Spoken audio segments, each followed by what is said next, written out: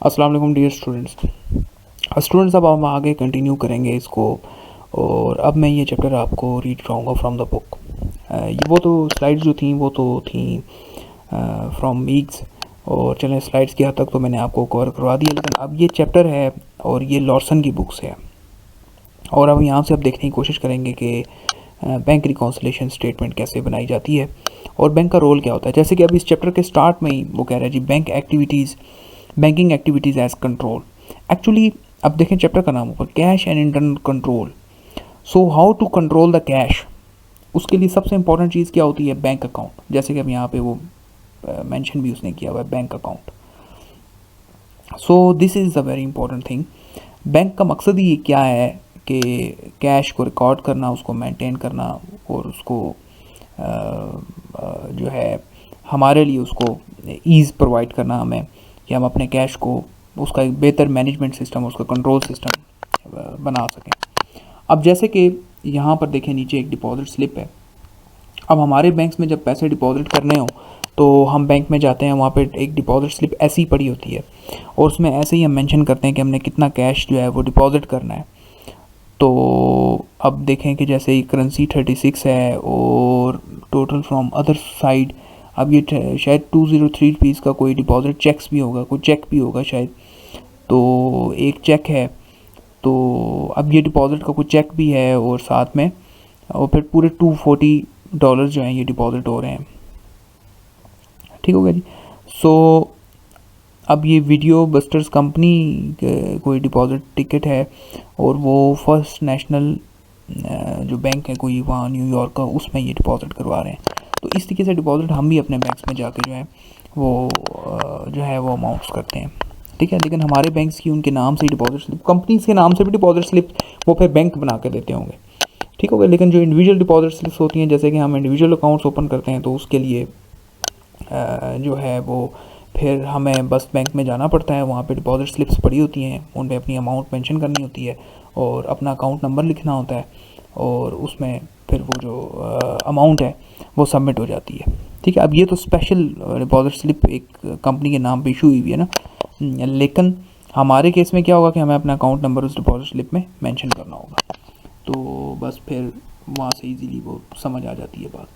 उसके बाद चेक। अब देखें नेक्स्ट पेज पे जो है ना वो इसमें चेक की अब बात कर रहा है, वो भी देख लेते हैं। अब ये चेक के हवाले से कि चेक किस तरह का जो है जी वो होता है। तो इस तरह का चेक चेक तो खैर आप लोगों ने भी देखे होंगे कि हमारे बैंक्स किस किस्म के इशू करते हैं। तो आप चेक में देखें कि सबसे पहले मेकर वीडियो बस्टर्स कंपनी का नाम सबसे पहले उसने बताया जी कि चेक बना कौन रहा है। ठीक हो गया। तो चेक बना रही है जी कंपनी के नाम से, ये चेक जो है वो इशू हुआ है। सॉरी, ये स्टूडेंट्स, ओके। सो एक कंपनी के नाम से जो है वो maker of the cheque is video busters company. जिसको चेक जिसके नाम पे बनाया जा रहा है, जिसको पे करना है, वो कौन है जी? हिल रेस्ट लाइटिंग कोई कंपनी है शायद, तो उसके नाम पर चेक इशू किया जा रहा है। पेयर कौन है? पेयर है जी बैंक फर्स्ट नेशनल हिल क्रेस्ट न्यूयॉर्क। तो FN हिल क्रेस्ट न्यूयॉर्क, अब ये बैंक का नाम है। ठीक है जी। और फिर अब उसकी डिस्क्रिप्शन दे रहा है कि किस मकसद के लिए चेक इशू किया गया है। सिर्फ $55 का चेक है और ये लाइटिंग डिज़ाइन के लिए। इनवाइस नंबर 4658 का रेफरेंस भी उसने दिया है कि जी इस मकसद के लिए हमने पेमेंट करने के लिए ये चेक इस कंपनी के नाम पे इशू किया है। वीडियो बस्टर कंपनी ने इशू किया है हिल क्रेस्ट लाइटिंग को, और हिल क्रेस्ट लाइटिंग ने जो है वो इनको हिल क्रेस्ट ये शायद, तो हिल क्रेस्ट लाइटिंग ने जो है वो लाइटिंग डिज़ाइन इनको बना के दिया है अगेंस्ट द इनवॉइसिंग। सो अब वो $55 का ये चेक इशू हुआ है। इसी तरीके से जी इलेक्ट्रॉनिक फ़ंड ट्रांसफ़र भी आजकल होते हैं। आजकल तो बल्कि अब आपने देखा होगा कोरोना वायरस की वजह से लोगों ने तो, बल्कि इवन मैंने भी पहले एप्लीकेशन बैंक की जो है वो अपने मोबाइल में डाउनलोड नहीं की हुई थी। तो अब तो मैंने भी ये किया कि जो मैंने अपनी एप्लीकेशन, जो मेरे बैंक्स थे, अकाउंट्स थे, एक अस्क्री बैंक में था और एक इसी तरह हबीब बैंक में था। तो मैंने अस्क्री बैंक का जो अपना बैंक अकाउंट था वो उसकी मैंने कहा कि मैं उसकी एप्लीकेशन डाउनलोड कर लेता हूँ। तो वो एप्लीकेशन मैंने डाउनलोड कर ली और अब मैं ऑनलाइन जो है वो ट्रांजेक्शन परफॉर्म कर रहा होता हूँ। अगर बिल पेमेंट करनी है तो वो भी ऑनलाइन हो जाती है, उसी मतलब पेमेंट अगर आपने करनी हो। इसी तरह हर बैंक मुख्तलिफ ऑप्शन दे रहा है। HBL बहुत सारी ऑप्शन देता है आजकल तो, बल्कि आपने बहुत सारे मार्ट्स में और बहुत सारे ब्रांड्स के अंदर ये भी देखा होगा कि एक जो है जैसे आपने कभी देखा हो, अगर आपको कभी इत्फाक हुआ हो, ये जो इजी पैसा के अंदर गोलूटो एक ऐप है, और गोलूटो ऐप का आपने देखा होगा कि बहुत सारी जगहों पे जैसे पिज़्ज़ा हट है या KFC है, उसके अंदर वो आई थिंक एक साइन है, एक स्कैनिंग साइन है। तो एप्लीकेशन अगर आप उसके अपने कैमरा से उसको स्कैन करते हैं तो एकदम से आपको कुछ डिस्काउंट ऑफ़र हो जाती है। तो आजकल इन बैंक्स ने ये भी बल्कि अब सिस्टम कर दिया है कि वहाँ पे एक स्कैनिंग मेंशन कर दी है, जैसे इजी पैसा स्कैनिंग करो तो आपको डिस्काउंट्स मिल जाते हैं। इसी तरह बैंक्स ने ये काम कर दिया कि आप स्कैनिंग करें इन मार्ट्स पे या इन ब्रांड्स में जाके, तो सारी की सारी अमाउंट उनके अकाउंट में ट्रांसफ़र हो जाती है। मतलब अब आपको कोई पास मतलब कैश रखने की ज़रूरत नहीं है, ना ही इवन आपको क्रेडिट डेबिट कार्ड पास रखने की ज़रूरत है। आप जस्ट आपके पास मोबाइल है और आपके पास आपके बैंक की एप्लीकेशन है और वो आपके नाम पर रजिस्टर्ड है, ऑथराइज है, क्योंकि वो बैंक करके देता है, वो ऐसे नहीं होती, वो बैंक से आपको प्रॉपर्ली वो करनी पड़ती है। तो अगर वो आप करें तो आराम से आपका फ़ंड ट्रांसफ़र हो जाते हैं from one place to another. So अब बैंक्स तो ऑनलाइन बिल्कुल ये सिस्टम जो है ना वो होता जा रहा है। अच्छा, बैंक स्टेटमेंट क्या शो करती है जी? अब हम आ जाते हैं सीधा बैंक रिकॉन्सिलेशन स्टेटमेंट क्यों इंपॉर्टेंट है। ठीक है, मैं वहाँ पे भी आपको मीक्स की स्लाइड्स में भी ये बात बता चुका हूँ, लेकिन नोट्स में भी मोटी मोटी मैं बात करूँगा। बैंक स्टेटमेंट बताती है जी beginning balance of the depositors account. Depositor कौन है? जिसने बैंक में अकाउंट ओपन किया हुआ है। मीन्स हम जो अपना अकाउंट बैंक में जाके ओपन करते हैं, हम कौन है? डिपॉजिटर्स हैं। ठीक हो गया जी। So bank statement beginning balance show करती है। फिर cheques and other debits decreasing the account during the period. फिर जो आपके अकाउंट से पैसा विड्रॉ हुआ है, जो पैसा निकला है, ठीक हो गया, जो मतलब चेक्स के थ्रू, ज़रा चेक्स के थ्रू ही आप पैसा विड्रॉ करेंगे ना। अब जैसे इस कंपनी ने चेक इशू किया है किसी और कंपनी के नाम पर, लाइटिंग कंपनी है, लाइटिंग डिज़ाइन के लिए, लाइटिंग क्रेस्ट, यही आई थिंक उस कंपनी का नाम था ऊपर। तो अब जैसे इस कंपनी ने, वीडियो बस्टर कंपनी ने उसको पेमेंट करने के लिए चेक इशू किया ना। सो अब क्या हुआ, उसके अकाउंट से पैसे $55 जो है वो विड्रॉ हो गए, निकल गए। उसके लिए जो टर्म यूज़ कर रहा है वो डेबिट्स की यूज़ कर रहा है। ठीक हो गया। जब आपके अकाउंट से पैसा निकलेगा तो वो डेबिट होगा, और जब आपके अकाउंट में पैसा डिपॉजिट होगा तो वो क्रेडिट होगा। ये नीचे देखें 3 number point, deposits and other credits increasing the account during the period. वो डेबिट्स जो है वो डिक्रीज कर रहे हैं बैलेंस को, और क्रेडिट्स जो है वो इंक्रीज कर रहे हैं बैलेंस को। और फिर एंडिंग बैलेंस आपके अकाउंट का क्या है। अब नेक्स्ट पेज पे जो है वो इसने ये चीज़ बताई हुई है, ये देखें, ये बैंक स्टेटमेंट इन्होंने शो की हुई। इसी तरह हमारे बैंक्स भी ऐसे ही बैंक स्टेटमेंट बताते हैं। ठीक है, इसी किस्म की बैंक स्टेटमेंट जो है वो हमारे बैंक्स भी बता रहे होते हैं। ये होती हैं जी बैंक स्टेटमेंट, इस किस्म की होती हैं। जैसे अब ये बैंक स्टेटमेंट है वीडियो बस्टर्स कंपनी की, और फर्स्ट नेशनल हिल क्रेस्ट न्यूयॉर्क ने ये बैंक स्टेटमेंट दी हुई है। इन्होंने कहा है जी कि टोटल चेक्स एंड डेबिट्स थे 723 के, प्रीवियस बैलेंस था 1609 का, और टोटल डिपॉजिट्स जो थे वो 1163 के थे, और अब करंट बैलेंस है 2050 का। ठीक है, ये करंट बैलेंस इनका नीचे आया हुआ है। इन्होंने कहा जी टोटल जो अमाउंट विड्रॉ हुई है वो इतनी हुई है। ठीक है, बहुत सारी अमाउंट जो है वो डेबिट्स विड्रॉ हुई है। एक नॉट सफिशिएंट फंड चेक भी हो गया बीच में, और ये डीएम से आई थिंक यहाँ नीचे होगा, डीएम से भी कुछ बनता होगा अभी, ये भी क्योंकि न्यूयॉर्क का बैंक है, सो इसलिए उन्होंने अपनी जो है वो एब्रीवेशंस रखी हुई हैं। सो अब चेक नंबर भी उन्होंने यहाँ पे देखें, डेट भी मेंशन्ड है कि चेक्स और उनकी डेट्स क्या हैं, फिर चेक नंबर भी गिवन है, और फिर उसकी अमाउंट्स भी गिवन है। अब ये सारे डेबिट्स हैं, ये अमाउंट डिक्रीज़ हुई है। डीएम से मुराद है डेबिट मेमोज। अच्छा ओके, ठीक हो गया, ये सारे के सारे डेबिट मेमोज हैं। ठीक है, डेबिट मेमोज कौन से होते हैं? अब देखें, बैंक की स्टेटमेंट 2 चीज़ें बता रही है। अच्छा चलें, ये तो वैसे भी मैं आपको मतलब उसमें स्लाइड्स में मैंने आपको ये बात बताई थी। एक होंगे डेबिट मेमोज। डेबिट मेमोज क्या बता रहे हैं बैंक स्टेटमेंट से, कि कितना पैसा आपके बैंक से विड्रॉ हुआ है, मींस कितना पैसा निकला है या कितनी पेमेंट्स हुई हैं। विड्रॉ भी डेबिट्स में आएगा, जो पैसा आप एटीएम से निकाल रहे होते हैं बैंक से, वो विड्रॉ होता है, वो भी डेबिट है, और जो पैसा आप चेक के थ्रू किसी को पेमेंट कर रहे हैं वो भी डेबिट है। ठीक है, क्योंकि वो भी आपके अकाउंट बैलेंस को लेस कर रहा है, आपके पैसा आपके अकाउंट से निकल रहा है। तो ये इसको हम कहते हैं debit balance. These are the debit. So these are the debits, ये जो हैं वो आपके पास जो है वो सारे के सारे डेबिट्स हो जाते हैं। सॉरी स्टूडेंट्स, मैं ज़रा इसको ये सारे के सारे जो हैं वो आपके डेबिट्स हो गए।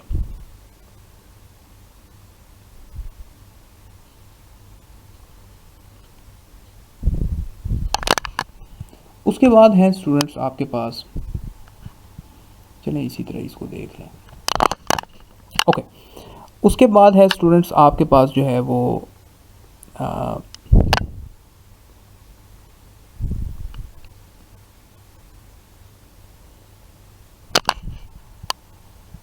इसके बाद है जी क्रेडिट्स। देखें अब क्रेडिट मेमोज में क्या क्या है। क्रेडिट मेमोज, अब डेबिट मेमोज में वो कह रहा है जी कि अब टोटल इसने आई थिंक इसको सम अप यहाँ पे ऊपर किया हुआ है 723, ठीक हो गया। तो अब क्रेडिट कितना पैसा डिपॉजिट हुआ है बैंक के अंदर, डिपॉजिट्स, और फिर उसने सारा सम अप करता रहा, साथ साथ और एंड पे बताया जी कि आपके पास 10/31 को ऑलमोस्ट 2050 जो है वो थे।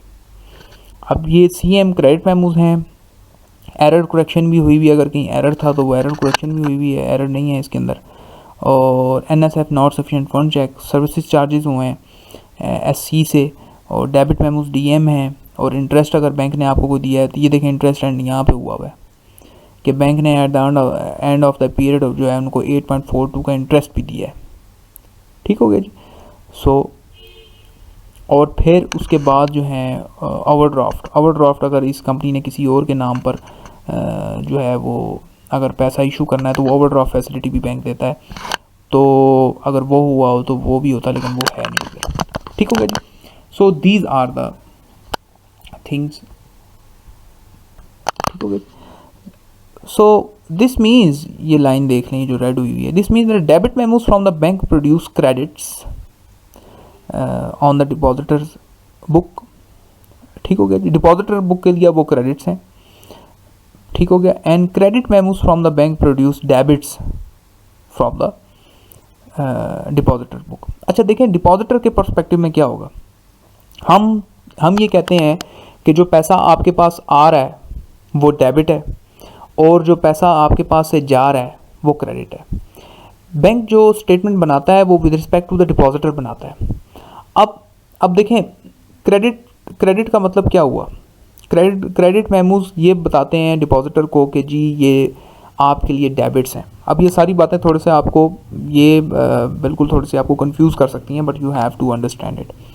Credit memos from the bank shows the deposits, कितने डिपॉजिट्स एक कस्टमर ने किए हैं इन द बैंक, तो डिपॉजिटर के लिए वो डेबिट्स ही हैं, क्योंकि डेबिट का मतलब असल में ये होता है कि जो पैसा कंपनी के पास आ रहा है वो डेबिट है और जो जा रहा है वो क्रेडिट है, ठीक होगा जी। जो पैसा जा रहा है वो क्रेडिट है और जो आ रहा है वो डेबिट है। तो क्रेडिट मेमोज अब बैंक के लिए बेसिकली क्या है, बैंक में जो हम अपना अकाउंट ओपन करते हैं वो इसको यही कंसिडर करता है कि ये हमारे ऊपर एक लायबिलिटी है, ये हमने आज ना सही तो कल को ये पैसा हमारे पास से चला जाएगा, इसलिए वो उसको क्रेडिट कंसिडर करता है, ठीक हो गया जी। इसलिए वो उसको क्रेडिट कंसिडर करता है, और जो पैसा विड्रॉ होता है तो फिर वो उसको डेबिट, इसलिए वो उसको उल्ट कंसिडर करता है। लेकिन हमारे लिए हम अपने डिपॉजिटर बुक के अंदर उसको सीधा ही काउंट करेंगे। आप बिल्कुल भी इस बात में कंफ्यूज ना होइएगा। अगर आपको ये बात नहीं भी समझ आई तो हम इसमें ऑनलाइन वीडियो सेशन भी लगा लेंगे और आप वहाँ से इस चीज़ पे क्लियर हो जाएंगे। फॉर द टाइम बीइंग आप थोड़ी सी इस चीज़ को समझने की कोशिश करें कि हम ये ऊपर देख रहे थे कि जो डेबिट्स होते हैं वो विड्रॉ होता है, मींस जो अकाउंट से पैसा निकल रहा है, और जो क्रेडिट्स होते हैं वो अकाउंट में जो पैसा डिपॉजिट हो रहा है वो उसको हम क्रेडिट्स कहते हैं, ठीक हो गया जी। लेकिन डिपॉजिटर जब अपने पास इसको मेंटेन करेगा तो डिपॉजिटर ये कहेगा कि जो डेबिट मेमोज हैं वो उसके लिए क्रेडिट होंगे और जो क्रेडिट मेमोज हैं वो उसके लिए डेबिट्स होंगे, क्योंकि क्रेडिट मेमोज का मतलब ये है कि पैसा पास आ रहा है और डेबिट मेमोज का मतलब ये है कि पैसा पास से जा रहा है। तो असल में इसका मतलब यही होता है, डेबिट का मतलब जो है हम ऑनर यही कंसिडर करता है कि मेरे पास पैसे आ रहे हैं, और क्रेडिट का मतलब ऑनर यही कंसिडर करता है कि जा रहे हैं, ठीक हो गया जी। सो इस चीज़ को थोड़ा सा आप लोगों ने समझने की कोशिश करनी है, लेकिन फिर भी चले मैं इसके ऊपर मज़ीद आपको हेल्प आउट कर दूँगा। ओके, अच्छा अब ये देखें, transactions that increase the depositors account include the amount bank collects on behalf of the depositor on the correction of the previous errors. इसको हम क्रेडिट मेमोरेंडा कहते हैं। एक होता है डेबिट मेमोरेंडा, और ये जो मेमोज हैं अब यही हैं, क्रेडिट मेमोरेंडम और डेबिट मेमोरेंडम। ठीक हो गया, ये दो ही किस्म के जो हैं वो इसमें वो बात करते हैं। हम ऐसा करते हैं, इस बीच वाले पैराग्राफ को थोड़ा सा रीड आउट कर लेते हैं, शायद इसको पढ़ने में हमें आपको कुछ बातें समझाने में आसानी हो जाए। Enclosed with the bank statement is a list of depositors cancel check। अच्छा, ये कैंसिल चेक्स की बात भी उसमें कर रहा है। Along with the debit or credit memorandum affecting the account. Cancel checks are the checks the bank has paid and deducted from the customer's account during the period. Okay. So cancel cheque वो checks होंगे जी कि जो आपने किसी के नाम पे issue किए थे, जैसे वो लाइटिंग वाली कंपनी के नाम पे कंपनी ने इशू किया था। अगर वो अमाउंट अब पेड हो गई है और वो उस कंपनी ने अपने अकाउंट में डिपॉजिट कर लिया, तो उसको हम कैंसिल चेक कहेंगे। कि मीन्स पैसे उस कंपनी के, लाइटिंग कंपनी के अकाउंट में अगर चले गए हैं वीडियो बस्टर कंपनी के अकाउंट से, तो फिर वो चेक क्या होगा, कैंसिल कंसिडर होगा उस केस में। ठीक हो गया जी। Other deductions that can appear on the bank statement include service charges, और ये तमाम चीज़ें, cheques deposited that are uncollected, correction, withdrawals through the automated teller machine ATM and periodic payments arrange. अच्छा, ये तमाम चीज़ें चलें वो बता रहा है कि जी कौन कौन सी चीज़ें इस तमाम स्टेटमेंट के अंदर शो हैं। अब स्टूडेंट हम ऐसा करते हैं, हम चले जाते हैं नेक्स्ट में, बैंक रिकॉन्सिलेशन स्टेटमेंट में कौन कौन से आइटम्स होते हैं। मैंने आपको लास्ट लेक्चर में जो है थोड़ा थोड़ा बताया भी था कि बैंक रिकॉन्सिलेशन स्टेटमेंट में क्या क्या होता है। ठीक है, यहाँ से हम ज़रा इसको समझने की मज़ीद कोशिश करेंगे।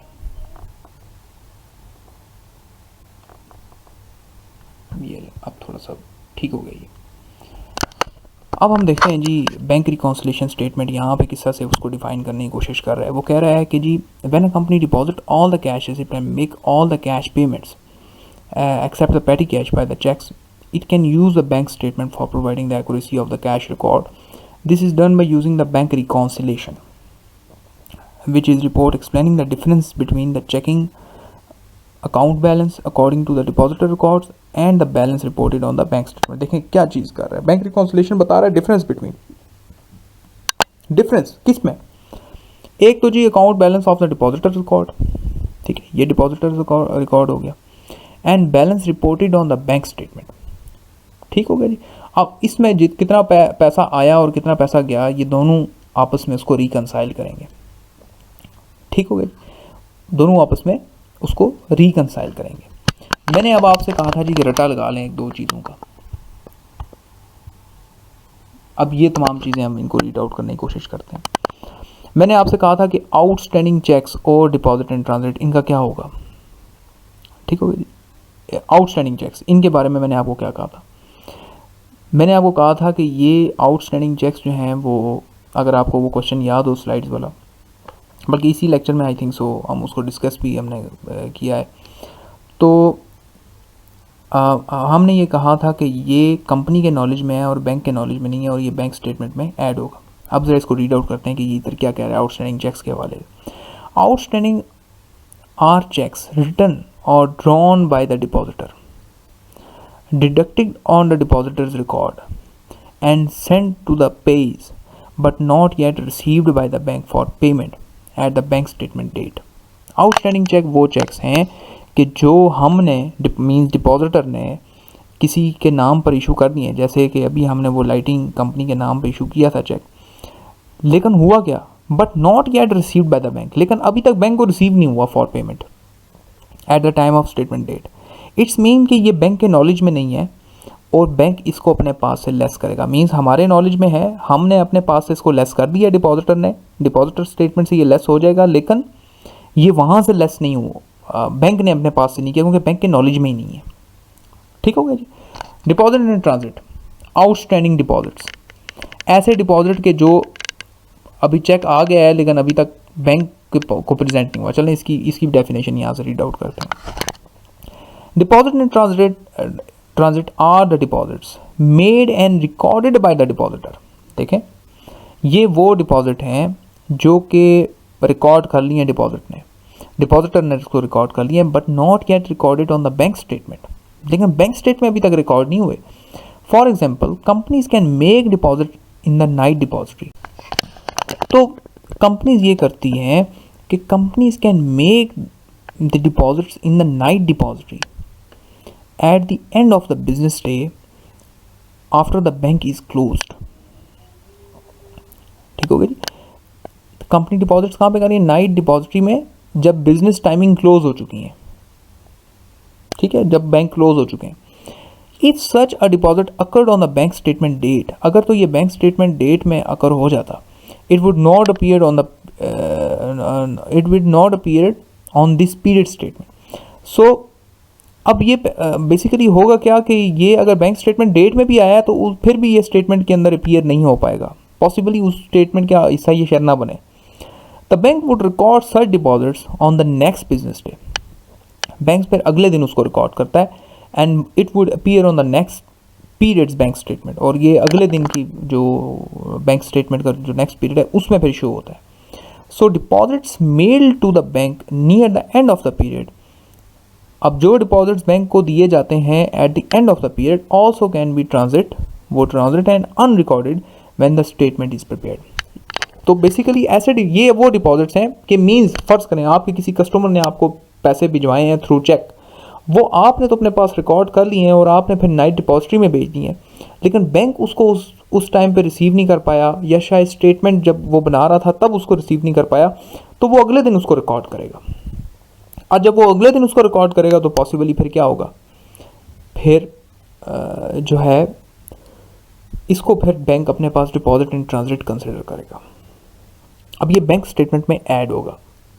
ठीक हो गया जी, ये बैंक स्टेटमेंट में ऐड होगा, लेकिन ये डिपॉजिटर अकाउंट पहले ही इसको अपने पास ऐड कर चुका है। ठीक है, ये अब किसी ने पैसे आपको देने थे, आउटस्टैंडिंग चेक ये हैं जो आपने किसी के देने थे, डिपॉजिट ट्रांजिट ये है जो आपके किसी ने देने थे, तो ये ऐड होंगे। कहाँ होंगे? बैंक स्टेटमेंट में, क्योंकि आपको तो पता है इनके बारे में लेकिन बैंक को नहीं पता। आउटस्टैंडिंग चेक्स भी आपने किसी के नाम पे इशू किए हैं, वो आपको तो पता है लेकिन बैंक को नहीं पता।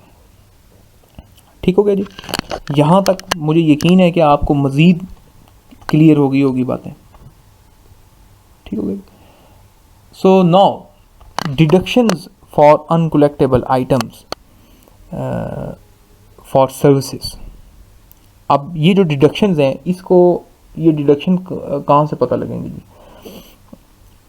अब जो ये जो डिडक्शंस और एडिशंस की वो बात कर रहा है, ये अब कौन कर रहा है? इन हेडिंग्स को पढ़ने से पहले मैं आपको इनको ज़रा ब्रीफ करता चलूँ। ये डिडक्शंस और एडिशंस कर रहा है जी बैंक। अब ये डिडक्शंस और एडिशंस बैंक कर रहा है और कंपनी को इसके बारे में नहीं पता। अब ये डिडक्शंस और एडिशंस कंपनी अपने पास रिकॉर्ड करेगी, बैंक ने ये ऑलरेडी कर चुका है। ठीक है, वो आउटस्टैंडिंग चेक्स और डिपॉजिट इन ट्रांजिट कंपनी को पता था और बैंक के नॉलेज में नहीं था, तो कंपनी ने बैंक को इन्फॉर्म किया। ठीक हो गया। सो अब बैंक के नॉलेज में जब आ जाएगा तो बैंक उसको अपने पास रिकॉर्ड कर लेगा। दीज डिडक्शंस, अब ये डिडक्शंस कौन सी हैं जी? ये डिडक्शंस हैं डेबिट मेमोरेंडम और एडिशंस हैं क्रेडिट मेमोरेंडम। ये डेबिट मेमोरेंडम और क्रेडिट मेमोरेंडम एक पूरा डॉक्यूमेंट होगा जो कि बैंक भिजवाएगा कंपनी को, जी ये हमने आपके बिहाफ में डिडक्ट किया है और ये हमने आपके बिहाफ पर ऐड किया है आपके अकाउंट में। फिर कंपनी को नॉलेज हो जाएगा और कंपनी भी उसको अपने पास रिकॉर्ड करेगी। सो इट्स मीन ये बैंक के नॉलेज में है और कंपनी के नॉलेज में नहीं है। Okay. A company some time deposits another party checks that is uncollectible, usually meaning a balance in such account is not large enough to cover the check. Company जो है वो सम टाइम जो है दूसरी party का check जो है वो अपने पास डिपॉजिट कर लेती है और समझती है कि उस कस्टमर के पास से हमें पैसे आ गए हैं, लेकिन होता क्या है कि उसके उस पार्टी के अकाउंट में इतने पैसे ही नहीं होते। इसको हमने क्या कहा था? This cheque is called a not sufficient fund cheque. Bank क्या करेगा? The bank would have initially credited the depositor account for the amount of the cheque. पहले तो बैंक इसको आपके अकाउंट में ऐड कर देगा, ज़ाहिर है बैंक को तो पता ही नहीं है। When the bank learns the cheque is uncollectable it debits means reduces the depositor account from the amount of the cheque. तो फिर बाद में इसको बैंक डिडक्ट कर लेगा। ठीक हो गया जी, क्योंकि बैंक को बाद में पता लग जाएगा कि ये तो नॉट सफिशिएंट फंड चेक है, उस बंदे के अकाउंट में तो इतना पैसा ही नहीं है। ठीक हो गया। The bank may also charge the depositor a fee for processing an uncollectable cheque. Bank इसके लिए फ़ी भी चार्ज करेगा कि ये चेक जी अनकलेक्टेबल है और हमने इसके लिए सर्विस दी है आपको, हमने आपको बताया है, तो इसके ऊपर फ़ी भी चार्ज करेगा बैंक, अब वो भी डिडक्ट होगी हमारे अकाउंट से। And notify the depositor of the deduction of sending a credit memorandum, और नोटिफाई करेगा डिपॉजिटर को क्या भेज के जी, ये भेज कर डेबिट मेमोरेंडम डॉक्यूमेंट, कि एक तो नॉट सफिशिएंट फंड हमने आपके बिहाफ पर उसको प्रोसेस किया है, उसकी फ़ी भी चार्ज करेगा, और वो अमाउंट जो आप सोच रहे थे कि जी ये मिल चुकी है लेकिन वो मिली नहीं है हकीकत में, तो वो अमाउंट भी लेस हो जाएगी आपके अकाउंट से। ठीक हो गया। सो ये डिडक्शन हो जाएंगी, नॉट सफिशिएंट फंड चेक आपके अकाउंट में ऐड नहीं होगा बल्कि लेस होगा, और इसी तरीके से जो है वो फ़ी भी जो है वो भी लेस हो जाएगी। The depositor should record each deduction when the debit memorandum is received, और फिर डिपॉजिटर बाद में क्या करेगा जी, रिकॉर्ड करेगा हर ट्रांजैक्शन को, ईच डिडक्शन। ठीक है, जब डेबिट मेमोरेंडम उसको मिल जाएगा, but an entry some time not made until the bank reconciliation is prepared, तो बैंक रिकॉन्सिलेशन इसके लिए आपको फिर बनानी पड़ेगी, ज़ाहिर बात है। So other possible bank charges to the depositor account that are first reported, printing new cheques, अच्छा ये और भी डिडक्शन होंगी, जैसे printing new cheques and service fees, printing charges और दी सॉर्ट ऑफ थिंग्स, ये भी डिडक्ट होते रहेंगे। जो बैंक आपके ब्याह पे जो कुछ भी करता रहेगा उसकी वो, जैसे एटीएम चार्जेस हैं या प्रिंटिंग चार्जेस हैं या प्रिंटिंग न्यू चेक्स हैं या फिर सर्विसेज फ़ीस हैं या बैंक स्टेटमेंट को प्रिंट कराने के भी बैंक चार्जेस लेता है कि जी ये भी 45-50 रुपये आपको ये भी चार्जेस पे करने पड़ेंगे। तो जो जो आप बैंक से सर्विसेज लेंगे उसकी बैंक आपसे फ़ी चार्ज करेगा। ठीक हो गया जी स्टूडेंट्स, यहाँ तक मुझे उम्मीद है कि अब आपको ये पता लग गया होगा डेबिट मेमोरेंडम जो बैंक भेजता है कंपनी को उसमें क्या होता है। ठीक हो गया जी, डेबिट मेमोरेंडम जो बैंक भेजता है उसमें ये होता है कि आपके बिहाफ पर कौन सा नॉट सफिशिएंट फंड चेक था, उसके ऊपर अगर कोई फ़ी चार्ज हुई है तो वो, अगर कोई प्रिंटिंग चार्जेस थे तो वो, अगर एटीएम चार्जेस थे तो वो, अगर कोई सर्विस फीस थी तो वो किसी किस्म की भी, तो ये तमाम फीसेस ये डिडक्शंस होती हैं जो हमारे अकाउंट से होंगी, कंपनी के अकाउंट से होंगी, वो इसको वो डेबिट मेमोरेंडम के अंदर इनक्लोज करेगा और कंपनी को भेज देगा। फिर कंपनी के नॉलेज में ये चीज़ आएगी, वो कंपनी उसको अपने पास से लेस कर लेगी। ठीक हो गया। अब ये सारी कौन कर रहा है, ये कंपनी, बेसिकली कंपनी की ज़रूरत है क्योंकि कंपनी को नहीं पता इन सारी बातों के बारे में, तो कंपनी अपने पास से इन चीज़ों को लेस कर रही होगी। उसके बाद आ जाता है स्टूडेंट्स आपके सामने additions for collections and for interest. अच्छा जी, अब ये देख लेते हैं इसमें क्या चीज़ है। अब ये है जी कि जो बैंक हमारे बिहाफ पर कलेक्शंस कर रहा है या हमारे डिपॉजिट्स के ऊपर किसी किस्म का कोई इंटरेस्ट ऐड कर रहा है, अब ये हैं बेसिकली कलेक्शंस, इसको हम कहेंगे क्रेडिट मेमोरेंडम। अब ये भी हमारे नॉलेज में नहीं है कि बैंक ने हमारे बिहाफ में कौन कौन सा पैसा कलेक्ट किया है और कौन कौन सा इंटरेस्ट हमारे वो डिपॉजिट्स के ऊपर लगाता रहा है। अब इसको भी रीड आउट कर लेते हैं। Bank sometimes act as a collection agent, bank direct collection agent है हमारे बिहाफ पर for their depositors by collecting notes and other items. ज़ाहिर सारी की सारी कलेक्शन, अब किसी भी कस्टमर ने पैसे देने हैं तो कई बार वो क्या होता है, वो कहता है जी आप अपना अकाउंट नंबर बताएं, मैं आपके अकाउंट में पैसा ट्रांसफ़र कर रहा हूँ। इवन ऑनलाइन एप्लीकेशन से हम लोग यही काम करते हैं, जो बैंक की ऑनलाइन एप्लीकेशन है, अगर किसी के अकाउंट में हमने पैसा डिपॉजिट करना होता है तो हम क्या करते हैं, हमारे पास उस डिपॉजिटर का अकाउंट नंबर होता है, हम उससे पूछ लेते हैं कि आप अपना अकाउंट नंबर बताएं, ठीक है, और हम उसके अकाउंट में पैसा डिपॉजिट कर देते हैं।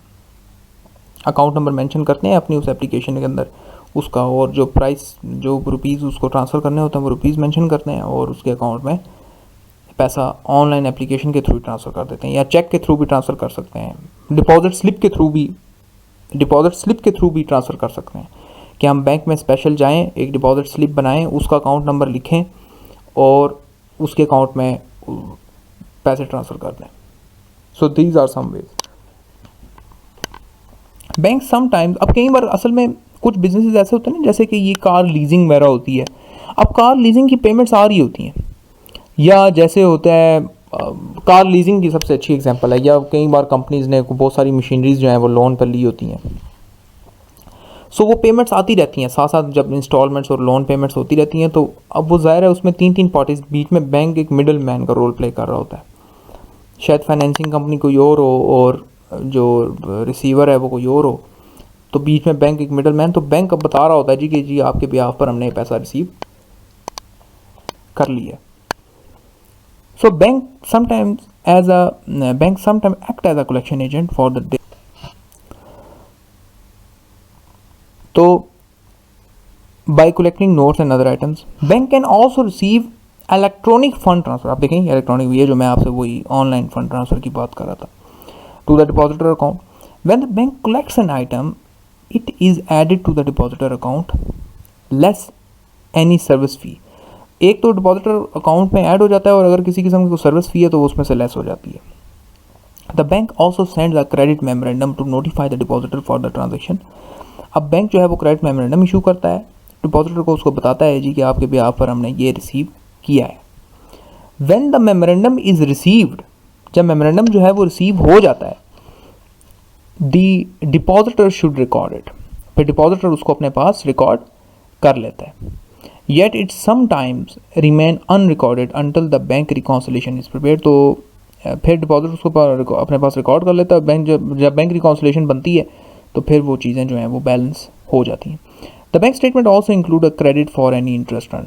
और फिर अगर किसी किस्म का कोई इंटरेस्ट अर्न किया हुआ है तो वो भी उसमें ऐड हो जाता है डिपॉजिटर अकाउंट में, क्योंकि वो बैंक अब लगा रहा है ज़रा डिपॉजिटर को पता ही नहीं है कि कितना इंटरेस्ट मेरे अकाउंट के ऊपर लगा है. तो ये सारी की सारी चीज़ें जो हैं वो फाइनल स्टेटमेंट से ही सामने आती हैं. ठीक हो गया जी स्टूडेंट. अब इसके बाद हम एक क्वेश्चन, इसके नेक्स्ट जो स्लाइड है उसमें एक क्वेश्चन है, वो क्वेश्चन जल्दी से देखते हैं. इंशाल्लाह आपको ये बात बड़ी अच्छे अंदाज में फिर समझ आ जाएगी और फिर मैं इसके बाद जो है प्रैक्टिकल क्वेश्चन खुद परफॉर्म करूँगा एक्सेल के ऊपर. और इंशाल्लाह ये चैप्टर, और फिर अगर ज़रूरत महसूस होती है तो फिर हम ऑनलाइन सेशन लगाएंगे और फिर हम इस चीज़ को मज़ीद बेहतर अंदाज में समझने की कोशिश करेंगे. जिन स्टूडेंट्स के जो इश्यूज़ हैं वो मुझसे बिल्कुल ऑनलाइन सेशन में वो अपने पॉइंट्स जो हैं वो क्लियर कर सकते हैं. ओके, अब इसके जो नेक्स्ट इसमें जो है वो ये क्वेश्चन सॉल्व हुआ है जी. ये देखें नीचे क्वेश्चन सॉल्व हुआ है और ऊपर जो है वो स्टेटमेंट्स हैं. अब मैं 1 बाय 1 स्टेटमेंट पढ़ूंगा और आपको आके नीचे बताऊंगा कि इसकी कैसे जो है वो इन्होंने ट्रांजैक्शन परफॉर्म की है. ये okay, first one, identify the bank statement balance of cash account. Balance as per bank. Video Busters bank balance is $2050. अब ये वीडियो बस्टर्स कंपनी का बैंक बैलेंस है. ठीक है, बैंक स्टेटमेंट बैलेंस शोज 2050. अब दो देखें, दो किस्म की बनेगी. ये देख लें नीचे, एक होगा जी, एक वीडियो बस्टर्स कंपनीज अकाउंट होगा, एक कंपनी स्टेटमेंट होगी और एक बैंक स्टेटमेंट होगी. ठीक है, बैलेंस एज पर बुक. एक बुक स्टेटमेंट होगी, जो कंपनी की स्टेटमेंट होगी उसको हम ये कहेंगे balance as per book statement. Balance as per book statement. दो किस्म की स्टेटमेंट हम बनाएंगे. अब नीचे देख लें बेशक आप, मैं आपको ये दिखा देता हूँ यहाँ पर. ये है जी वीडियो बस्टर्स. आपने इसी तरीके से हेड बनाना होगा, वीडियो बस्टर बैंक रिकॉन्सिलेशन अक्टूबर 31, 2005. दो किस्म के बैलेंस जो है वो स्टेटमेंट में शो कर रहा है. देखें, bank statement balance $2050, book balance. अब ये दो अलग अलग हैं. ठीक होगा. फिर नीचे एडजस्ट भी कर रहा है. Adjusted bank balance is 1845, adjusted book balance is 1845. दोनों बैलेंस आर इक्वल रिकनसाइल्ड. अब वही चीज़ें, ये बीच की जो सारी ट्रांजेक्शन है वो इसमें ऐड माइनस होंगी और फिर बैलेंस जो है वो रिकनसाइल्ड हो जाएगा. ठीक हो गया. अब देखते हैं 1 बाय 1 हम स्टेटमेंट पढ़ते हैं. सबसे पहली स्टेटमेंट क्या थी जी, balance as per bank statement. सबसे पहले वो बैंक स्टेटमेंट के आइटम्स बता रहा है. अब हम बैंक स्टेटमेंट के आइटम्स रीड करते हैं. ओके, स्टेटमेंट नंबर 2 क्या कहती है, identify and list any unrecorded deposits and any bank errors understating the bank balance, add them to the bank balance. Video Busters $145 deposit placed in the bank's night depository on October 31st is not recorded on the bank statement. अब वो ये कहना चाह रहे हैं कि identify करें ऐसे अनरिकॉर्डेड डिपॉजिट्स को और ऐसे बैंक एरर्स को जो कि बैंक बैलेंस को अंडरस्टेट कर रहे हो, मीन्स उसको माइनस कर रहे हो, तो आप उसको ऐड देम कर दें टू द बैंक बैलेंस, क्योंकि वो अभी बैंक के नॉलेज में नहीं है. अब वो कहता है जी ये जो $145 का डिपॉजिट था ये प्लेस हुआ था बैंक की नाइट डिपॉजिटरी में अक्टूबर 31 को और ये बैंक स्टेटमेंट में ऐड नहीं हुआ. So this is deposit in transit. Deposit in transit के बारे में हमने क्या पढ़ा था, कि वो बैंक स्टेटमेंट में ऐड होगा। ठीक हो गया स्टूडेंट, ये अब नीचे बैंक स्टेटमेंट जब मैं आपको अब शो करेंगे तो वहाँ पे आप देख लीजिएगा इस चीज़ को। अभी मैं इसके बाद हम यहाँ तक अभी समझने की बात यह है कि this is deposit in transit और ये बैंक स्टेटमेंट में ऐड होगा। अब 3 नंबर स्टेटमेंट भी हम देख लेते हैं, इसमें वो क्या कह रहा है। Identify and list any outstanding cheques, किसी किस्म के कोई आउटस्टैंडिंग चेक्स हैं जी उनको आइडेंटिफाई करें। And any bank errors overstating the bank balance, और कोई ऐसे एरर्स अगर जो बैंक बैलेंस को ओवरस्टेट कर रहे हैं so deduct them from the bank balance. Video busters comparison of the cancelled cheque, जब वीडियो बस्टर जो है वो कैंसल्ड चेक्स को देख ली थी कौन कौन से चेक कैंसिल हो गए हैं, with its book shows 2 cheques are outstanding, 2 cheque जो है वो अभी तक आउटस्टैंडिंग है। एक तो चेक नंबर 1 to 4 है $150 का, और एक चेक नंबर 1 to 6 है फॉर $200। ये दोनों अभी तक आउटस्टैंडिंग है।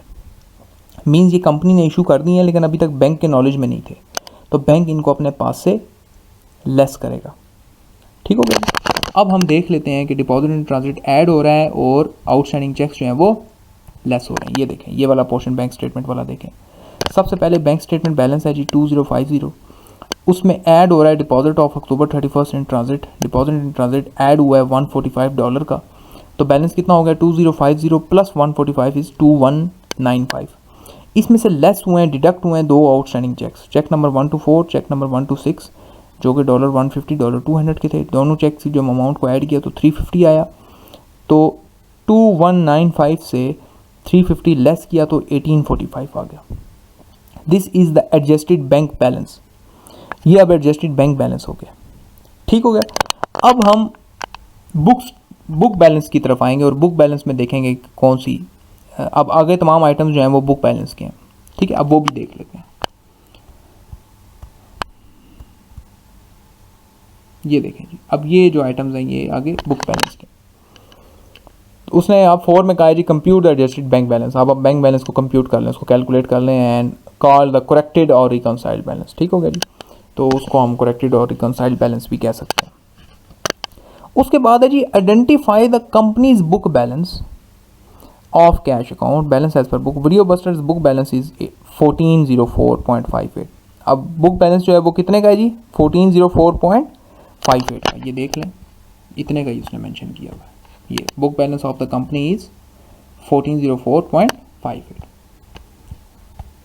उसके बाद students next transaction is identify and list any unrecorded credit memoranda from the bank. अब क्रेडिट मेमोरेंडा वो डॉक्यूमेंट होगा और डेबिट मेमोरेंडा वो दोनों बैंक भेजेगा कंपनी को। क्रेडिट मेमोरेंडम बुक बैलेंस के अंदर ऐड होगा, डेबिट मेमोरेंडम बुक बैलेंस से लेस होगा। अब ये फर्स्ट है जी क्रेडिट मेमोरेंडम। क्रेडिट मेमोरेंडम में कहता है जी कोई किसी किस्म का इंटरेस्ट अर्न, अगर बैंक ने आपको कोई इंटरेस्ट दिया है तो उसको ऐड करें, या कोई एरर अगर हुआ है जो कि अंडरस्टेट कर रहा है बुक बैलेंस को तो उसको दोबारा से ऐड अप करें ताकि वो भी उसमें ऐड हो जाए। Add them to the book balance. Error के अभी यहाँ पे टर्म नहीं आई, एरर हम आगे अगले आने वाले क्वेश्चंस के अंदर करेंगे, फिर आपको एरर्स की भी समझ आ जाएगी। सबसे मुश्किल आपको यहाँ पे समझने में एरर्स में ही होगी। Okay, so add them to the book balance enclosed with a video busters bank statement is the credit memorandum showing that the bank collected a note receivable। Bank ने जो है वो एक नोट्स रिसीवेबल कलेक्ट किया है company के behalf पर on October 33। कितने का है ये नोट्स प्रोसीड फॉर $500। 500 के वो नोट्स रिसीवेबल की कोई रिसीवेबल अमाउंट थी और उसमें से 15 जो थे वो लेस किए कलेक्शन फ़ी के। बैंक ने अब कलेक्शन फ़ी में $15 की उसमें से लेस कर दिए। Are credit through the companies account. Company के अकाउंट में ये सारा पैसा हमने क्या किया जी ऐड कर दिया। क्रेडिट किया मींस ऐड कर दिया कंपनी के अकाउंट में। $500 बैंक ने रिसीव किया है कंपनी के बिहाफ पर किसी कस्टमर से और सर्विस फी $15 की उसमें से लेस कर दी है। Video Busters bank statement also shows the credit of 8.42 of interest earn. Video busters का जो वो जो स्टेटमेंट है वो ये भी शो कर रही है कि 8.42 का इंटरेस्ट अर्न भी हुआ है, मींस इंटरेस्ट भी लगाया है बैंक ने डिपॉजिट के ऊपर। Set there were no prior notification of this. और इसके बारे में कोई बैंक ने पहले नहीं बताया हुआ था, तो अभी तक कंपनी के नॉलेज में ये चीज़ नहीं है। तो ये तमाम चीज़ें जो हैं सिर्फ $15 लेस होगा क्योंकि वो सर कलेक्शन फ़ी है, ये डिडक्शन में जानी चाहिए, लेकिन $500 ऐड होगा, 8.42 भी ऐड होगा और $15 इसमें से लेस हो जाएगा क्योंकि वो फ़ी है। ठीक हो गया जी। $15 वैसे क्रेडिट डेबिट मेमोरेंडम में होनी चाहिए, क्योंकि वो this is a debit amount, ये लेस हो रही है डिपॉजिट। उसके बाद है जी आपके पास अब हमने क्या बनाना है, डेबिट मेमोरेंडम। अब डेबिट मेमोरेंडम को रीड आउट करते हैं। Identify and list any unrecorded debit memorandum from the bank, any service charges, अगर किसी किस्म के कोई सर्विस चार्जेस लगे हुए हैं तो वो आप डिडक्ट करें।